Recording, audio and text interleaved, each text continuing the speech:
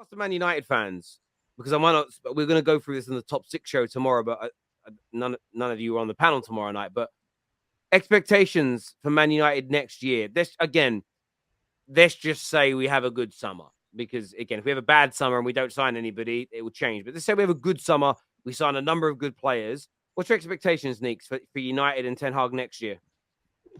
We need to challenge for the title. Listen, we need to challenge for the title, because this City crap can't continue. It can't continue. That's actually the bottom line. It's not about you're gassing out your players. The bottom line is, and I get it, if we end up with the Glazers at the start, by the end of the summer, we still have been taken over. I know we're not gonna challenge for it. But as we stand right now, considering that everything that's happened, well, that we expect to happen, City have to be stopped. And I can't pass that buck no more. We've been passing the buck for 10 years. Liverpool had to stop City, even though we didn't necessarily want them to stop City, but they stopped them. Arsenal had to stop City, but when they don't, you banter them. No, it's up to us. I can only look at ourselves. The same. That's why I'm so happy, for example, that we are in that FA Cup final. Some people are like, oh, Brighton play better football, they've got a better chance. No, can't pass the buck anymore. We're Manchester United. So as far as I'm concerned, we have to challenge City for that. And Neeks, just to introduce, we have to win it. We have to, we can't pass the buck to anyone else. Neeks, just to quickly say this, Neeks. Just to quickly say, I'm not saying it's going to happen, but it's in Man United's best interest.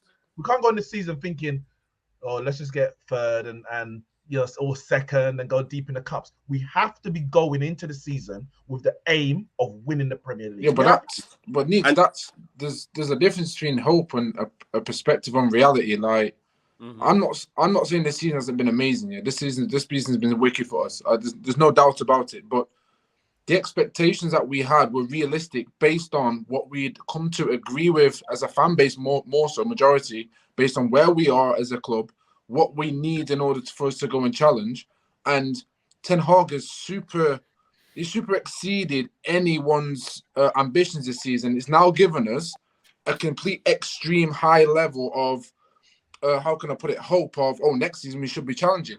There has to be another line. At the start of the season, hold on. At the start of the season, yeah, we were thinking 7th, 6th, and we're like, yeah, fair play makes sense. And if Ten Hag does better than that, then cool. But it's going to take 3-4 years to rebuild. Now we're already talking about challenging because we've seen something so amazing. There has to be. There's got to. The truth will be in the middle. I think. And respectfully. I've got 2 examples in the last. We're talking 5 years where Liverpool finished 4th under Klopp in 2018. 2017. When did you finish in 2018? Go on, actually, you're right. 2017. Yeah, 2017, 18. And they challenged for the league next year. They didn't win it. They didn't win it, but they challenged for the league. Arsenal here's the difference. But Neeks, when you look at Liverpool, when they started their rebuild, look at the way in which they did it, right? They were consistent season on season out with their approach and what they wanted to do with the manager. Yeah? They were consistent. I can't sit here and say that we're going to be consistent in the way we're doing it. Even if we get new owners, there's going to be a new way in which we run things. Our clubs are in a completely different situation. This is why I say Ten Hag has overachieved.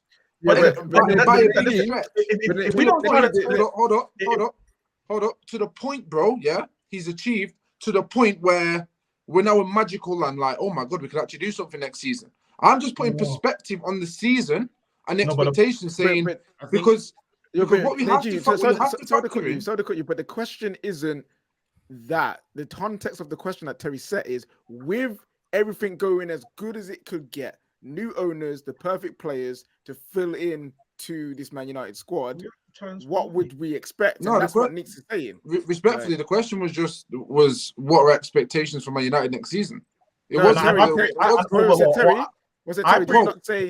Terry, what did you say specifically? Just to correct me if needs be. Yeah, I mean, I'm asking like your expectations, like what you expect as a. But that's what I'm saying. Yeah. I expect that we, again, I said if we have the Glazers, then I understand how the summer's going to be, but we need to be building a squad next season that can challenge for the league title. So that But this is means my point. But that means we have to Go go on. out and get Harry Kane. That means we have to go out and get Kim Min-jae. Yeah, That means but, we the, have but to it's, okay. So Nick, that goes back to my point. Reality is, can we go and get Harry Kane, 2 midfielders of the quality we need, and have the depth in the reality situation that we're in now? We don't know who our owners are. We don't know how much we'd have to spend. We don't know what we need to do to go and to be those challengers. So I'm speaking from a reality perspective, and not out of hope. I'm speaking on the case of realistically, can we challenge? Not should we, can we? All right. And I'm saying I don't think we can as it stands until I don't even think we can answer the question until we've got to a situation where we can see what owners are coming in. That's just fact.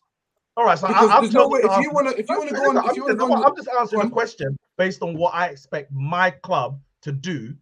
Yeah. If we get rid of the Glazers, I'm saying, but the question, Terry, is that okay? Correct me if I'm wrong, but the question, the way I'm taking Terry's question is quite specific and to the point. It is a prediction, so that means you have to factor in everything that's going to go into that season, and you can't factor in if and buts. It's guesswork. In that respect, you have to take on. The question's the expectation, which is not a prediction. They're two different things. It is. Wait, Terry, didn't you say expectation is that you have to predict things to expect? No, but I can listen to this here. I can expect Man United to challenge, but then I could predict actually with like you're saying with everything that's going on, we won't challenge, but you can still expect something. Okay, so an expectation. Fans expected to win the league. All right, an analogy then, yeah. Went on, they expected not that. All right, so there's a difference between hope and faith, yeah. If you have hope in something, it's like, oh my God, I don't know what's going to happen. I just hope something's going to happen. You have no actual belief. When you have faith in something, yeah, you have more of a stronger overtake on it. So I'm looking at expectation. Go on. No, I understand you. I suppose it's this for me. I want us to win the league next year. I don't, and I expect us to challenge for it. If we don't, then it's about looking at what's accountable. So right now, as our squad is, we can't. If we buy Kim Min-jae, Costa, Rice comes in, we sign Harry Kane, Mason Mount turns up as well, as an example. If we sign that level of player across the board and we're really improved in terms of that, we get another inside forward. Ahmad comes back and is amazing like he was in the Championship. KJ be buzzing about that. Say we do, Frimpong comes in and he's a revelation going forward. Then I expect us to now challenge. If we don't, then you have to look at why we did. So then it might be. Can I say something though? And I think what's really key about this is I know the world is polarized, and what you'll get from rivals, and I've said I think with the right summer we can challenge. They'll say, well, if you don't challenge or you don't win the league, then you've got to sack your manager.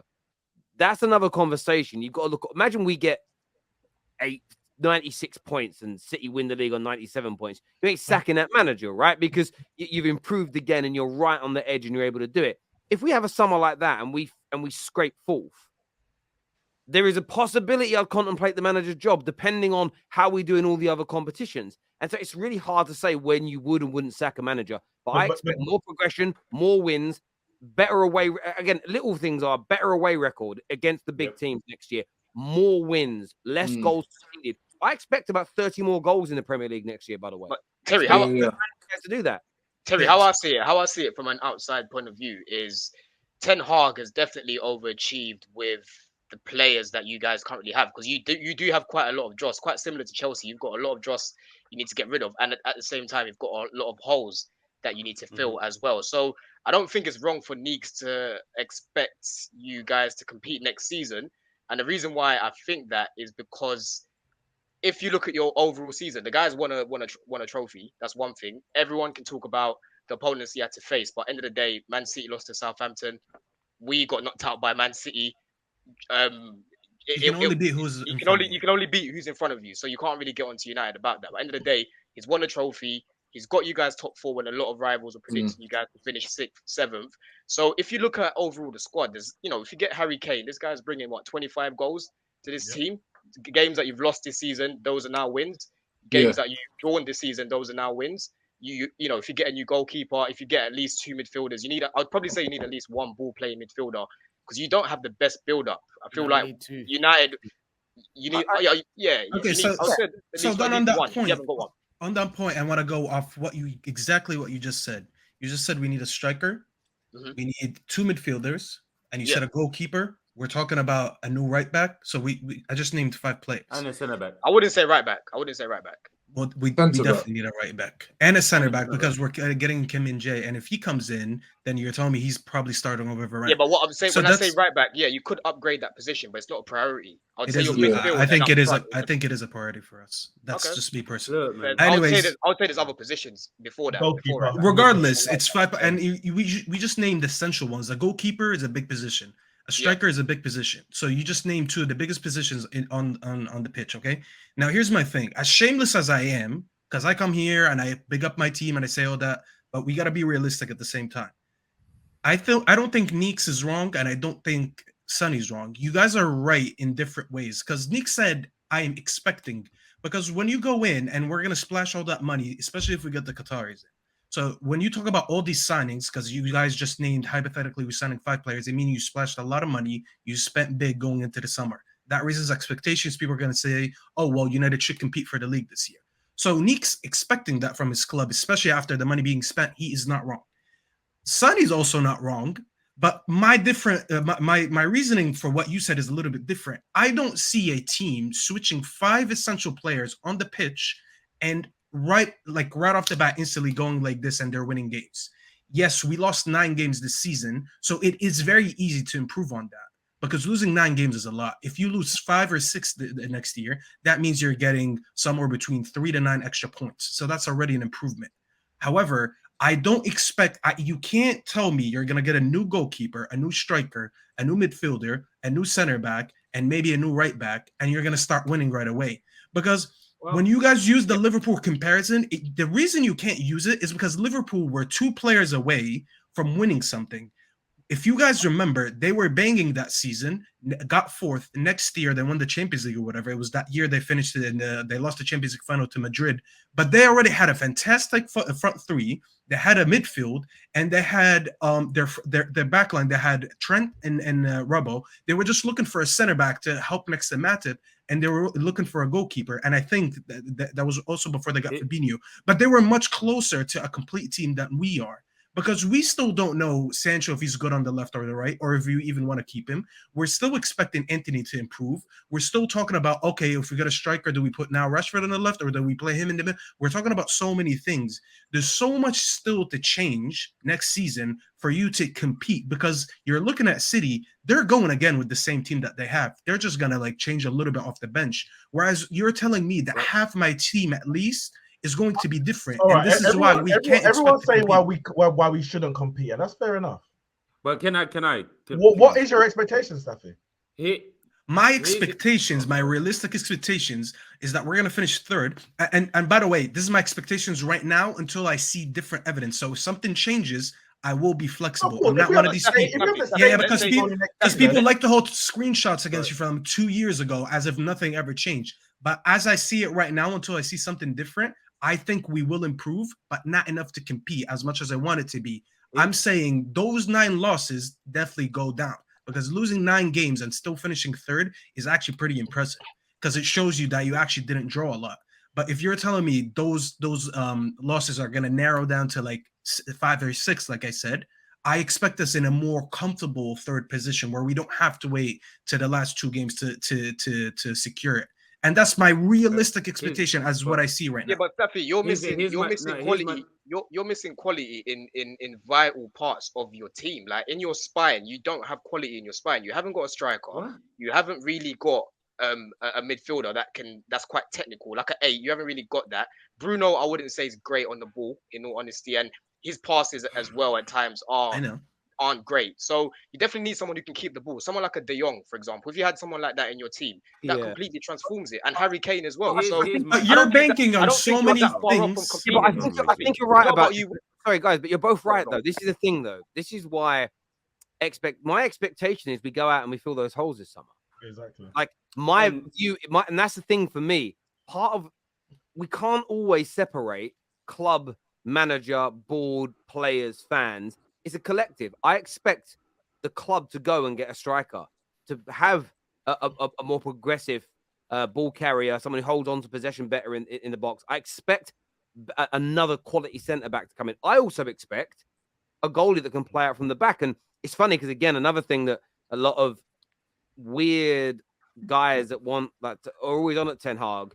If you look at the breakdown of the new deal for De Gea, what I've read is that it's going to be much reduced salary and only 2 years, which tells you they're planning for a longer term replacement. Yeah. They want to keep him at the foot. I mean, if De Gea is your backup goalkeeper, you're doing all right, for a year or two. Like, I expect us to make those changes. For me, my first expectation is in the window, we fill those holes. If we get the new ownership, by the way, which a lot of this is predicated on, there should be even with Sir Jim, there should be no excuses because of what they've pledged, and we should go out and fill those places. Then, to your point, Staffy, you watch how they play in preseason. Our world might change. That's if you get them before preseason too, Terry. Sometimes we do late signings. Bro, but again, you're missing the point. This isn't what do I think is going to happen. It's what's my expectations. Yeah. And your expectation should be. None of our expectations are let's get the signings at the end of preseason. It's I expect things quick and etc. But on Liverpool, they went from being 25 points off the top to within 1 point of winning the league and winning a Champions League inside a season. And that's my point here. I honestly think Man United can have a big jump forward, not to win the league, but I think we'll be a vastly different team next year if we get summer right. And just on that as well, Staffy. Hold on, no. What we're forgetting here is how many teams are complete when they're competing for the league. Man City maybe are the only team in retrospect where you're like, this is actually a really complete team. But they had a season when they won the league without a striker. If you think about it, this Arsenal team at the start of the season, I'm not picking most of them man over the man that we have. It's just the fact that they had a system and knew what they were doing. They were well structured. They knew what they were doing to the point where week in and week out they were performing. Now, do I want a perfect United team where we have the first choice in every position and we know exactly who we're going to play? Football is a squad game, if we're being honest. It's not about having the definitive 11 that's going to go and challenge for everything. It's about, does the team blend well and does the team match what the manager is trying to do? With another preseason, I don't think it's too far out the question to say that this United team, with understanding better what Ten Hag actually wants to do, Ten Hag having maybe 4 or 5 his own players, so now instead of having 3 or 4, he's got 9 or 10 in each match day squad. I don't think it's too much to say that we can compete. Will we win? Probably not. But I think competing, I think that's fair. Yeah. Well, that's my expectation. My expectation is right. Go ahead. No, I just want to say, in interest of time here, this year says, now I can sleep in peace. Liverpool back to reality. Next year's ours. I heard that from 99 to 2013. I will be here. Liverpool scrape top 4 next season. I wouldn't write Liverpool off being brilliant next year. I wouldn't write them off for having a resurgence either. Uncle Neeks is spot on. Erik ten Hag said it in his first presser. We've got to knock them off their perch, and we are already ahead of Liverpool. This is all facts, Josh, my guy.